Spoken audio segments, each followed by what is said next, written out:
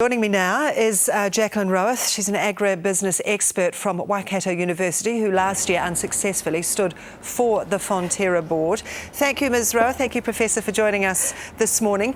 Is Fonterra now too big and simply too, complex to be run as a co-op by farmers? The complexity of it means that with all the activities overseas, I do think that some eyes have been taken off the ball internally. And Fonterra is the processing and marketing arm for the New Zealand farmers, about 10,500 of the dairy farmers.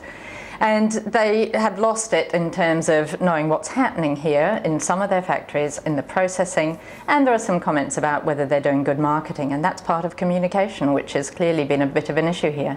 Well, Fonterra communicates very well with its farmers. Why do you think it struggles to communicate beyond the farm gate, in essence? These are very complex issues they're dealing with, and it's science, and the science aspects have only started to become clear in terms of whether we had bacteria, spore or toxin involved in this particular case. And last night, Dr. Jeremy Hill, their top scientist, he runs the Fonterra plant down at the food hub in Palmerston North, said quite clearly that it was spore that were involved. Spore is a very different activity from toxin, and that, if it had been made clear some time ago, would have allayed a lot of people's concerns. And that's the issue here, isn't it? So perhaps why wasn't it made clear? I mean, we spoke to an exporter here who said, the tests for this sort of thing don't take weeks and weeks and weeks and months. They're not expensive even. So that's what I'm talking about, the communication and almost the flippancy that Fonterra seems to have applied here. One of the challenges, I think, for the board and for the top management is that they're not scientists, they're not engineers, and they don't know the questions to ask that might clarify things for the everyday person. The person who is concerned about what they're feeding their child or their family or their sports people, and making it clear where the problem was in terms of spore or bacteria or toxin would have helped a lot in terms of sorting this out. And that's communication. So what, in an ideal world, would Fonterra look like to you to allay this, to stop this happening again?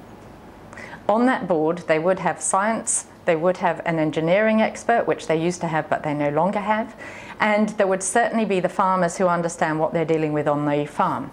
I think there would be more concentration of internal matters and making sure that we can stand up to everything that we say our brand is, and perhaps less money going offshore into expansion in other countries. And what about the issue here of, at best a bit of cultural ignorance or the possibility that China's been taken for granted here? Because it's my understanding there's only one member on the board who I think is Simon Israel, who has experience from within Asia, and that's it. And this is a massive, massive market. What do you make of that? Does there need to be more Asia savvy, I guess I would say, on that board? Well, I think there's more than Simon. I think there are people like Nicola Shabolt who actually go over there quite a lot, and certainly other directors are there looking at what's going on.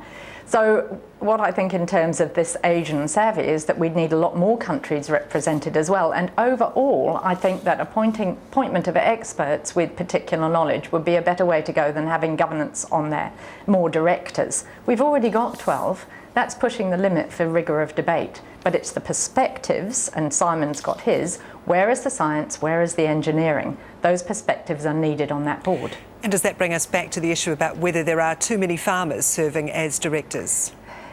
I don't think we have too many farmers in New Zealand in general, and on directors they have different perspectives. And remember, it is a cooperative, and therefore for the farmers of New Zealand it is very important that they have people who understand what they are dealing with every day actually on their board as well. And I know that there are great discussions going on about should there be more companies. No, I don't think so, because actually that reduces the potential for a large company to keep the price at what the farmers need. And other places destroying cooperatives, the farmers have been destroyed. So you think an all-but monopoly serves this country well? Oh gosh, no, I think they've got only 86%. If we drop to below 80%, it's not called a monopoly. And the strength of Fonterra, without it, New Zealand farmers would be peasants. And we've seen the cooperatives destroyed in other countries in the world. And then the farmers, well, they're supported by subsidies. We don't have subsidies. We are a strong agricultural nation. Jacqueline Rowarth, Waikato University Professor of Agribusiness. Appreciate your time. Thank you. Thank you very much, Rachel.